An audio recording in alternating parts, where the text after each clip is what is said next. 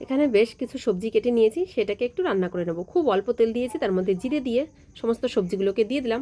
এবার বেশ কিছুক্ষণ নাড়াচাড়া করে নেব। এর মধ্যে লবণ দিয়ে দিচ্ছি, আর অল্প পরিমাণে ধনিয়া গুঁড়ো, অল্প পরিমাণে হলুদ গুঁড়ো দিয়ে নাড়াচাড়া করে ঢাকনা দিয়ে ঢেকে রেখে দেবো। এদিকে ময়দাটাকে মেখে নিয়েছিলাম, সেটাকে লেচি কেটে নিলাম।